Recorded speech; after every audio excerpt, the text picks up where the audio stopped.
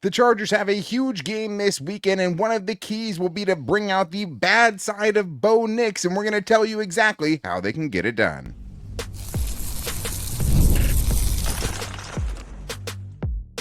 You are Locked On Chargers, your daily podcast on the Los Angeles Chargers. Part of the Locked On Podcast Network, your team every day. What is up, and welcome into the Locked On Chargers podcast. I'm your host, Daniel Wade, joined as always by my co-host, David Droegemeier, and we've been covering the Chargers now for 10 seasons, but this is our 8th year as a host of the Locked On Chargers podcast, bringing you your team every day. Thank you to the everydayers out there for making us your first listen. To make sure you never miss the show, go subscribe or follow for free on the Locked On Chargers YouTube channel and listen wherever you get your podcast from. David, what do we got today? Daniel, the Chargers have a third straight AFC West opponent, and if they want to go in here and get a big victory on defense, they have to heat up Bo Nix. Obviously, it's always important to get pressure on the quarterback, but with him, there is a stark difference when you get pressure on him. On offense, you got to get Lightning Ladd more touches. His target share has gone in the opposite direction from week 1 to week 2. That has to get reversed in week 3. And of course, we finish things up with our bold and game predictions, including if this could be a Tuli Tuipulotu breakout game. But today's episode is brought to you by FanDuel. Right now, new customers can bet just $5, and if your bet wins, you'll get $300 in bonus bets to use across the app. David, it's time to get into our keys for success as we do before every single game, and the Chargers have a huge tilt with the AFC West second place Broncos, I guess, tied with the Raiders, but a chance to really solidify themselves at the top of this division 3 weeks in, 3-0 in the division. It's a huge game. And in my opinion, it's going to be a tough game. And I think when you look at a Broncos roster that's pretty solid overall, there's one huge wild card on it, and it's Bo Nix, right? And they will go kind of as far as Bo Nix will take them, I think, especially against better teams.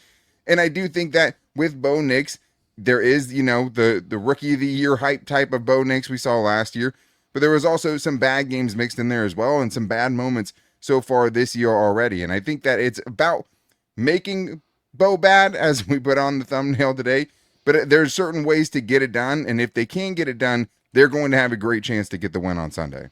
Yeah, for sure. So for Bo Nix, his passer rating when he has a clean pocket is a pretty good 98.4.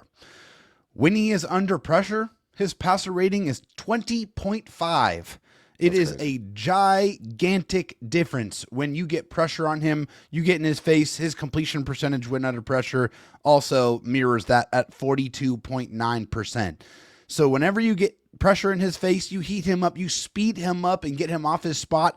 A lot of the Broncos offense is very quick, timing based, trying to get the ball out of his hands quickly and be able to get the ball in the playmakers and get them to go forward. If you disrupt that timing, then he is his tendency is to throw some balls that are a little bit off schedule and not in the right direction. So you heat him up, you get pressure on him, you're going to get the version of Bo Nix that you want to get, which is a shell of the version we saw last year.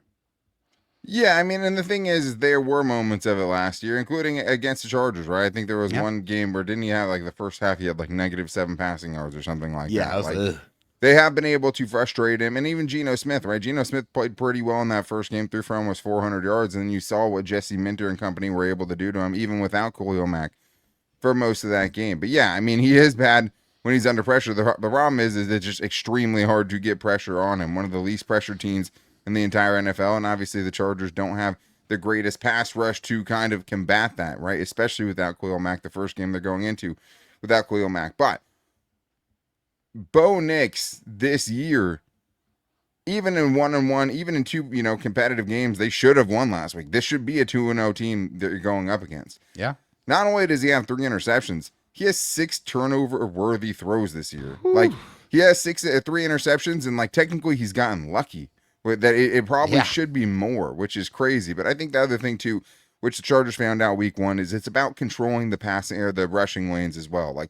If you take those first reads away, he's gonna want to run, right? And you have to be able to not only stop those first reads, get him off his spot, but make sure he's not taking it himself and picking up big yards. Because last year he had 9 carries for 86 yards between the 2 games against the Chargers. That's 9.6 yards per carry You can basically say that's 9 first downs he got with his legs, or just about, in 2 games against the Chargers last year. So it's not just about, making him, throw it and making it tough on him throwing it, but it's also about making sure he doesn't run it as well and pick up anything easy. But the other big part of it will be shutting down an old friend, because if you're talking about how do you make Bo bad, right? It starts with not giving him great situations. It starts with putting them behind the sticks, and it starts with shutting down JK Dobbins, who, of course, has gotten off to a very strong start on his new team. Yeah, he really has. 30 attempts, 139 yards, an average of 4.6 yards, and 2 rushing touchdowns. Both of the rushing touchdowns that the Broncos have on the season. And also, RJ Harvey hasn't been any slouch either. 11 carries for 78 yards. But, this game's a little personal for JK. The Chargers put that transition tag on him, or that free agency tag on him, basically, which is very, very seldom used. And so there's probably a little bit of retribution on the mind. And so the Chargers have to make sure that they contain him and bottle him up, because they do want to run the football. They absolutely want to establish that. They want to take some pressure off of Bo Nix, stay ahead of the down and distances. And JK Dobbins is a good running back. We saw it last year in spurts with the Chargers. He has the ability to hit the home run. He has burst. He can make people miss in the open field. He gets those, tough carries. So you have to be able to hit him and put him on the ground. You cannot give him gigantic holes to run through. Like Deion Henley said in the All-In video, it's 11 hats running to the football, and that's what it's going to take against the Broncos and this rushing attack. You have to make sure you keep that in check, because if not, they're going to hand that ball off all day. Well, I think the bigger thing is it lets them put Bo in really favorable positions on third down, right? And against this Chargers defense, if you can get them to a long third down, it's basically a death sentence. Per True Media, they're only allowing 16.7% of third and longs against them to convert. If they can get you into a third and long, that's 3rd and 7 plus. It's not good for you, right? And it's not good for Bo Nix. I mean, as me and you were talking about before the show, not good when he has to try to throw it 10 plus yards down the field. So I think that is a big thing, is stopping their running game. We saw with JK last year was a little streaky, right? Some really big games and some games that were just kind of whatever. But I do think what this game about, especially considering the position the Chargers are in right now, is Kyle Kennard is going to have to show something, or really the edge 4 is going to have to show something. So the Chargers did sign Cleveland Farrell and Rashad Weaver to their practice squad. Hard to imagine they're going to get him up to speed in time for this game. You never know. We've seen it, saw it with Eli Apple and Marcus May and Eddie Jackson getting on quick. But I think that would be such an indictment on what they think that their actual 4th round pick, has. And I think they've already shown us that to some extent, right? Giving them the Justin Herbert treatment, a healthy scratch in both games so far. They don't trust him out there. But for a Chargers team that ranks 20th in team pressure percentage, 20th in sack percentage, only getting a sack on 5.7% of dropbacks by their opponents, you need somebody to come through. And kind of the biggest wild card there to me is Kyle Kennard, a dude who led the SEC in sacks last season. He hasn't shown anything so far, but if that dude could come in and give you some snaps, right, and give you some juice to that pass rush that needs it, that would be huge. It would be massive, and the Chargers need it. Obviously, they're going to be without Khalil Mack, and they got Tuli Pelotu out there, who's been pretty productive, but hasn't been able to get the quarterback on the ground quite yet. So it is something where they're going to need guys on the defensive line. They're obviously going to need Derwin James and Deion Henley to keep doing what they've done to be able to put pressure on the quarterback, and obviously spy on Bo Nix so that when he runs, Deion can go grab him and throw him on the ground. But absolutely is going to be important to find contributions to get after the quarterback from everywhere that you can. Even send the corners on some corner blitzes. You're going to have to get creative schematically to be able to produce the type of pass rush that you're going to need that, unfortunately, Khalil Mack is not going to be able to provide. So you're going to have to let the scheme help you out. Yeah, and that's what they've had to do. And the thing is they still have been really good, even with those stats that I gave, right? Even really not being able to pressure at a high percentage, but they're also going up against an offensive line that's second least as far as pressure they're allowing in the face of Bo Nix. We know how bad he is if you can get that pressure. It's just so hard to get there. So who's going to be that guy that steps up? Because, last week it wasn't Caleb Murphy. It wasn't Bud Dupree. Tuli Pelotu will get his, but it has to be more than that. But we do need to get to the offensive side of things here, because this is the biggest Chargers offensive test, in my opinion, that they've faced so far, even against, what have been 2 pretty good defenses of the Chiefs and the Raiders. This is something different. You're going against the defensive player of the year. But should they be targeting Ladd more in this game after only getting 5 targets last week? We're going to get into that and more in today's Locked On Chargers podcast. It's almost the weekend. It's time to look back and crown this week's MVP on Who Delivered. Powered by DoorDash, just like you can win every Saturday with DoorDash Streaks, saving more every time you order, these players delivered when it mattered most. Let's break it down. For the Chargers, Deion Henley delivered in a big way. Multiple times he came up in a big way. The sack that he had late in the game in the fourth quarter is what set it apart, though, especially having it be his flu game. You knew that he wanted to keep that streak alive of him being out there on the field. He doesn't miss games, and he was able to do that. And even late in that game, when you know he was totally gassed, he came through, sacked Geno Smith on 4th down. No hesitation, no delay. And if you've been watching week after week, this performance wasn't a fluke. Deion Henley is on a streak, and just like Deion Henley delivered for the Chargers, DoorDash delivers your Saturdays with DoorDash Streaks. You save every Saturday you order, stack it up all season long, and you can save up to $250, including $100 in DoorDash credits. Order this Saturday, keep the streak alive, fuel your game day, only with DoorDash. Terms apply. Promo period through 11/18. The NFL season is here, and FanDuel is making sure you're ready for kickoff with a can't-miss offer. Right now, new customers can bet just $5, and if your bet wins, you'll get $300 in bonus bets to use across the app. I love using FanDuel because it fits however you like to bet, play your props, building a same-game parlay, or even jumping in live as the action unfolds. That's what I like to be able to do because I can feel the trend of which way a game is going to go, and it makes every game more exciting, whether you're watching your team or just keeping an eye on your fantasy lineup. It's quick, easy, and the best way to add a little bit more energy to your Sundays. This is a gigantic game for how early in the season it is. It's hard to imagine a game much more important than this one for the Chargers, who are going to go into this game as 2.5-point favorites in Los Angeles. You know the home team gets a bump. This is going to be a close game more than likely, but what makes FanDuel great is so many other bets you can do besides just the point spread. If you're ready to play, make sure to download the FanDuel app now by visiting FanDuel.com to get started. That's FanDuel.com to place your first $5 bet. David, let's get into the offensive side of things here with the Chargers having a really good, really tough matchup, something where we're going to learn a lot about this team, especially after some frustrating moments last week against the Raiders. And I know one thing that you want to see for the Chargers going into this game to try to get things back on track is to make sure they're feeding their best receiver and one of their best offensive players. No question about it. Lad McConkey needs to figure heavily into this game plan in week 1. Pretty healthy target share, got 9 targets in week 1. In week 2, it went down to only 5 targets, but it was 5 catches on 5 targets in that game.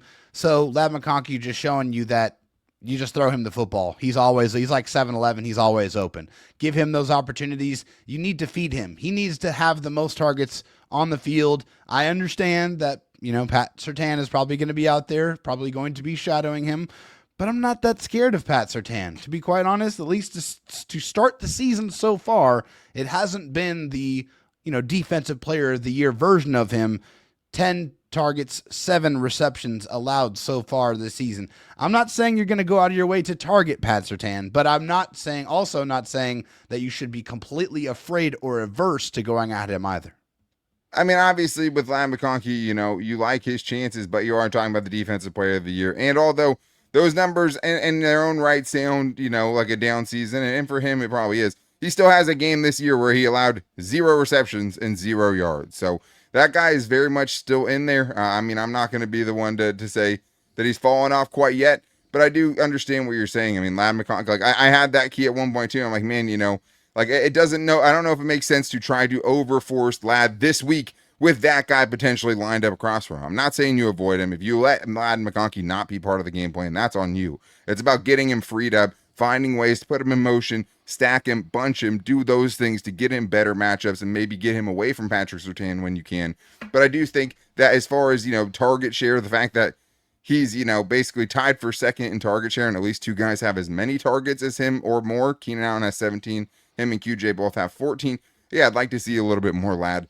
I'd also like to see a little bit more from this running game. And it does feel like this is a chance to get right a little bit because the Broncos are strong, but their linebackers are banged up. And last week they got torched by Jonathan Taylor. Now, the Chargers don't have a Jonathan Taylor, but he went 25 carries, 166 yards at 6.6 yards per carry. That's a beat down a little bit. He did pull off a 68-yard run, but The Chargers are dead last in rushing EPA through 2 games. Negative 14.7 points added. That means if they wouldn't have run at all, they'd be 14 points better. I think probably a lot of that factoring in, the 3 times they tried to run it inside the 5-yard line last week, where maybe a pass gets you 7 points there, and you're not choosing not to pass may probably cost you 4 points. But the other part of it is the Chargers 24th in yards before contact per rush. Now this offensive line has played a couple games together. You got to get things going. And the thing is like every week, you're not always going to have good matchups for the running game, but it has to be more efficient. If you start playing these good teams and you can't run the ball, it's not going to be good for you, and you're not going to be able to win that way. So I think this could be a low-key game, whether it's Omarion, whether it's Najee Harris, feed the hot hand, but something has to get going in this running game because it's been much worse than expected so far. Yeah, and hey, I love Justin Herbert throwing the football. I mean, it's a thing of beauty. He's been in command. He's been fantastic so far to start the season, but you got to have balance. If you want to have that play-action game continue to be as deadly as it has been, and even more so with the deception of having a quality running game, that's going to be how you're going to continue to get those really good results, because the Chargers haven't had a game so far this season that has averaged more than 3.6 yards per carry, and that's just not good enough. You have to be able to establish the running game, and yeah, they haven't really, put enough plays together to be able to find that rhythm in the running game, but that has to change. They're going to have to find that balance, and I think there is opportunities to get that balance against the Broncos in this football game. Yeah, I'm running behind Joe Alt, like you've said. I'm pulling Mekhi Becton right behind him and then see if they can deal with it a couple, over and over again if I'm doing it. But the big thing there is just staying ahead of the sticks. When you're going up against a good defense, running the ball and be able to get into favorable situations is going to be one of the biggest things that decides whether you're going to win or not. And, I mean, for the Chargers, 47% of their third downs this year have been 3rd and long. You just can't live that way. Yeah, now, those are only on plays where you get to 3rd down, right? That's not including first downs where you get a first down or second downs where you get a first down, obviously. Right. But you can't live that way, especially against a good secondary and a good pass rush as well. Joe Alt's going to have his hands full with Nick Bonito. See if he can replicate the performance that Rashawn Slater had last year when he put the clamps on him. But the Chargers are only converting at 36.4% of the time when they're in 3rd and long, which is actually a ridiculous percentage. That's the Justin Herbert stat right there, because the league average is actually 24.2%. But either way, if you're converting at less than 40% on your 3rd down, something's going wrong. And last week, you were 4 of 10 or 4 of 11. That's and that's against the Raiders, right? This is a better defense, in my opinion, than the Raiders have. Oh, yeah. Talent-wise, it's not even close. What I'm saying is you can't live there. Running the ball better gets you there. But you only scored 3 points in the second half last week. You can't keep doing that. It has to stop.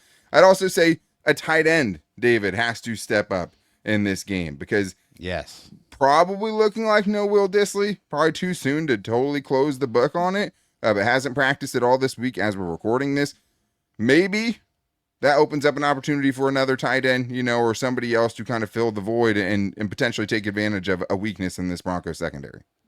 I, David Droegemeier, for the 2nd consecutive week, am calling for the inclusion of Arondé Gadsden II in the game plan. Please, especially against these linebackers. Cody Rourke of Locked On Broncos was very concerned about his middle linebackers, and for good reason. Justin Strnad, 4 targets, 4 receptions, 74 yards allowed. Alex Singleton, 5 receptions on 7 targets, 90 yards allowed. It is a giant red target bullseye. Find them, target them, exploit this matchup. And having a tight end that can stretch the seam and can be able to stress those linebackers and really force them into mismatches, it is something you should be doing. They should absolutely be looking to abuse the middle of this Broncos defense. And if they do, they should find success. Yeah, man. I mean, Tyler Warren, obviously, me and you talked about the Chargers don't have Tyler Warren. There was a time we thought they might, but they do. He went 4 catches for 79 yards. For a team that, has been good in the Chargers, but hasn't really had a ton of explosive plays, right? They've been more methodical, not a ton of huge chunk plays. That feels like an area that can be exploited. And when you're going up against the best group of secondary players that you have so far this season, right? That is an area where it's like, okay, maybe lean into where you can find that advantage. And the receivers have been everything so far. maybe you trying to lean more into the running or the tight ends in this one. But I think the hard thing is like, just based on what they've shown us so far, honestly, in the back of my mind, it feels like they're more likely to activate Tucker Fisk than they are Will Dissly. More of a 1-for-1 swap there, right? Trade your run blocking tight end for your other run blocking tight end. But I would love to see a Rondé Gadsden out there. Where's the infamous, tight end screen that actually worked 100% of the times last season? The screen game has been non-existent. I miss that Will Dissly tight end screen. I can imagine it though, maybe with someone like a Rondé Gadsden in that open space trying to take advantage of it. But we still have more to get into because we have to get into our bold and game predictions, and you guys really brought it this week. And maybe this is a game, even against a good offensive line, that Tuli Tuipulotu can take up the mantle of Khalil Mack and show that he's ready for a bigger role. We're getting into all that and more in today's Locked On Chargers podcast.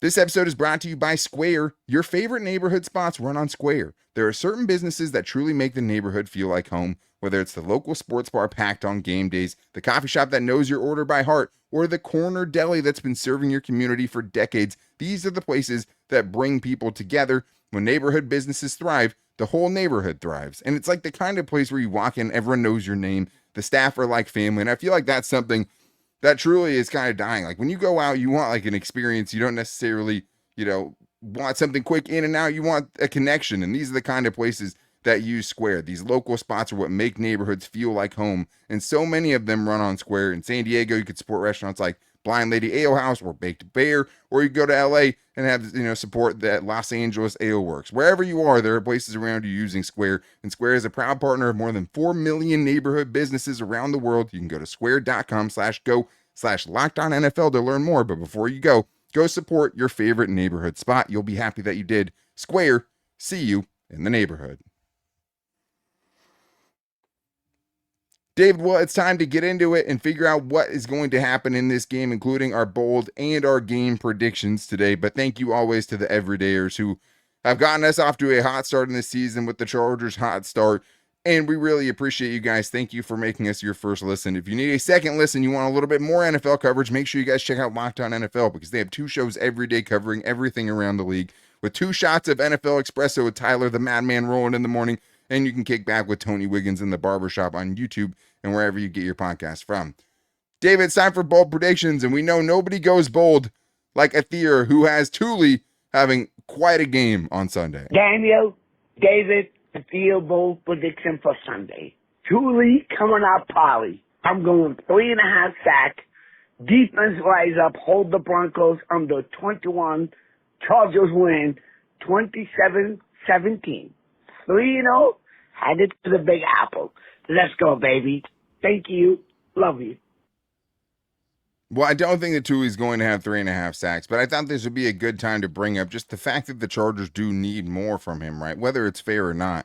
Tuli, he is the guy now. There's no Khalil Mack on this team. There's no Joey Bosa on this team for the first time since he's been here, right? This is the time, the first game ever, he's going into it as the guy. And we do know with Tuli, they came in bunches, right? Like almost all of his sacks came in a 4-game span. Last year, he had more games with more than 1 sack than he had of just 1 sack, right? So I don't think it's 3.5, but I can't tell you, David, what it would mean if someone like Tuli could go up against this offensive line and be able to have the confidence booster of maybe going out there and getting a couple sacks. It would be awesome, and I think it would be something that would really set him up and give him that confidence to continue to perform at a high level going forward, because this offensive line's only given up 1 sack and 9 pressures through 2 games. They've been really, really good. And also, you couple that with Bo Nix and the way the offense is kind of set up to get the ball out of his hands quickly, a lot of short passes, a lot of, passes that are, under 10 yards from the line of scrimmage. It's set up to get the ball out of his hands quickly. So it's going to be a tough task to be able to get 3. If he even gets 1 or 2, I think it would be a very, very good game for Tuli against this offensive line. Yeah, for sure. And I think that's, pressures that are attributed to the offensive line, right? That's not including the pressures that Bo Nix, by holding onto the ball, has caused himself. Right. So True Media has it at 16 pressures through 2 games is still insane, though. Like that. It's second best in the league is what you're talking about. So They have one of the best pass protecting ones. It would be such a huge thing for Tuli in his, not to say his career, but like it feels like this is it, right, for him this year. This is a big moment. Yeah, he's the top guy. especially in this week without Khalil Mack. But let's talk about this next one here from Dalton Pence, aka host of the Locked On Louisville podcast. Shout out Louisville, shout out Dalton Pence. Denver is bottom five in turnover margin so far, small sample size. Bold prediction is the Chargers turn the Broncos over 3 times on Sunday. David, Bo Nix has had, an average of 3 turnover-worthy throws in each of his last 2 games, and he's put the ball on the ground 1 time already. Do the Chargers get to him 3 times like they did Geno last week? Man, I would love that. That would be such a fantastic performance from the Chargers defense, but the way that they've been playing, I don't think it would be that much of a surprise. Yeah, it's an absolute guaranteed win, without a doubt. If they turn them over 3 times, it's game, set, match, without a doubt. I think that's really ambitious. I love that, but the way that the Chargers defense, especially their back end, like their secondary, 15 passes defensed in the last game, Jesse Minter is putting them in the right positions to be able to break on the football, and Bo Nix has shown the ability and the propensity to put the ball in harm's way, and the Chargers secondary has shown if you're going to do that, then they're going to take it away. Yeah, man, and the Chargers obviously 3 interceptions through 2 games all in the last game, but it feels like they've been close to a couple more too. It does feel like they're around the football. Danny Popper put out a great article about Jesse Minter, basically going through the tape to see which Chargers players were getting to the ball quickest, and that feels like it's translated in the first couple of games, and could in this game. I mean, if you told me that, it wouldn't surprise me at all if the Chargers could, maybe it's not 3 Bo Nix interceptions, but maybe it's 2 and a fumble recovery, right? Yeah. Chargers have not forced and recovered a fumble so far this year, so it feels like they're due to a certain extent. But let's get to this one from Leo Martinez. Both Chargers running backs find the end zone this weekend. David, this is an interesting one because obviously last week the Chargers had those 3 carries inside the 5-yard line and didn't score on them, but also the Chargers don't have a rushing touchdown through 2 games, and it feels like something has to give there as well. They're going to score rushing touchdowns at some point this season. Is there a chance we see both guys get in on Sunday? Yeah, it's going to be tough against the Broncos, though. They've only allowed 1 rushing touchdown through the 2 games that they've played so far this season. So obviously small sample size. That's not the end-all, be-all. But I definitely feel like it's going to be a concentration this week. I think the Chargers are going to want to establish the running game. They want to, bring that physicality, and that means being able to punch it in the red zone. If you want to be the team that you expect to be, the team that you want to be, you're going to have to be able to run the ball in the red zone when they know you're going to run it, and you have to be able to assert your dominance to the point where you push them back and get them into the end zone. That has to happen, and I think that there is a good chance that we could see that in this football game. Yeah, and I think it'll be interesting because to me, after he got all 3 cracks inside the 5, when they get there, if they get in a goal-to-go situation this week, I bet it's Najee who gets the first shot at it. It would just be my guess, right, that it would be Najee who gets the first shot at the, goal line carries potentially. Yeah. And I mean, the tough yards that he's even been able to get through the first couple of games, I think makes you feel like, hey, this is a guy that can get those, tough yards when he needs to, even if there's really nothing there. But I think they've had 1 or 2 10-yard carries all season so far from running backs. I'm much more concerned about just getting some chunks, flipping the field a little bit with this running game, not having to throw your way entirely down the field. Somebody break one, get into open space. I mean, the longest rush by a Chargers running back this year for Najee, obviously in limited carries, it's 7. For Amarion, it's 1 15-yard carry. It's just not good enough. They need to get some chunks, and I'd rather get the chunks than even get the touchdowns. I trust Justin Herbert to throw it around there. Yeah. But yeah, I mean, if you're throwing against a good secondary in the condensed field, you want to be able to run it once you get down there, and the Chargers just couldn't do it. Really haven't been able to do it in either of the last 2 games. So let's get to one more fan one here from O Rubio on Instagram, who says, Ladidi shows out with 8 receptions, 100 yards, and a touchdown. David, I know you want him to feed him. Could he hit that this week? Definitely he can, and I think that they will. I think that they are going to have a concerted effort to get Lad McConkey the ball, to be able to get him in those good matchups. And they should. I mean, when you throw the ball to Lad McConkey, good things happen. He's a good contested catch wide receiver. Obviously, he's an excellent route technician. He knows how to get open. He understands those soft spots in the defense. And he has the ultimate insurance policy next to him with Keenan Allen, who's also another demon that the Broncos are going to have to try to figure out and cover. And so once they figure that out, then they have to try to figure out the Lad McConkey problem. And I don't think they're going to be able to.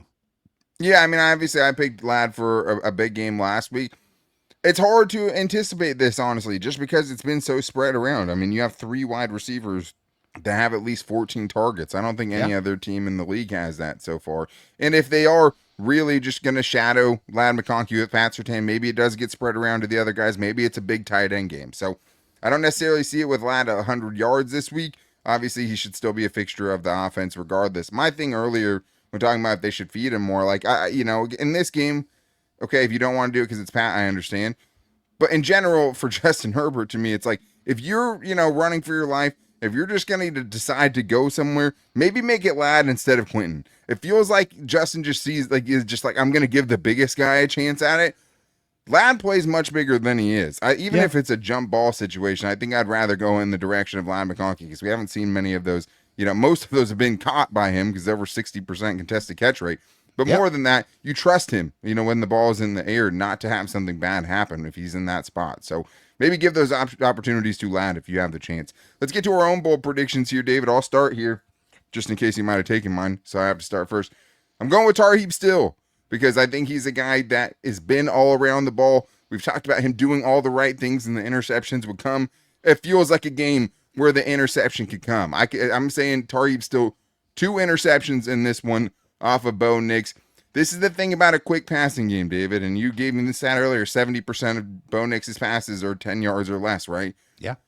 For ball hawks, if you're going to keep getting it out and be quick and anticipatory and just assume guys are going to be open, those are good chances for you to go get one. And obviously it sets up double moves and things like that you have to be careful of, but it feels like a game where Tarheeb still could jump one and get on the board this season. I absolutely love that. I would love to see that. I know that those interceptions are going to come. Hopefully that party gets started against the Denver Broncos. And for me, my bold prediction is centered around Derwin James. I think Derwin James has a big game in this one. 10 tackles, 1.5 sacks, and a pick 6. Ooh. Yeah, I love that. No, I mean, I almost had Tarheeb still pick 6. That would be huge. When you're going up against good teams, good defenses, sometimes you need your defense to help the offense out a little bit. But, David, let's put our money where our mouths are. Let's get into who's going to win this game. This is a huge matchup, a chance to go 3-0, not just for the season, but inside your division. Do the Chargers have enough to get it done on Sunday?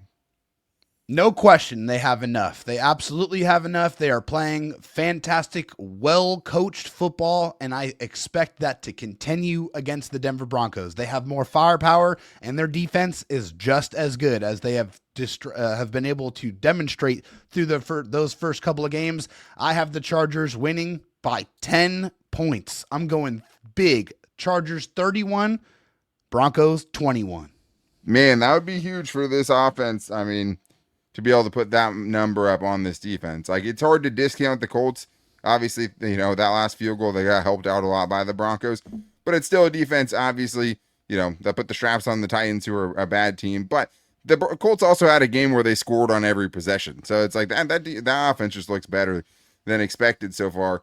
And Jonathan Taylor helps out a lot too. But I had a really tough time with this game. If it was good that Ladd's playing, I mean, obviously, for Sean Slater and Khalil Mack are in there at this point in the season. It's like, man, you feel so good about where this year's going and them just being able to be prohibitive favorites in every game.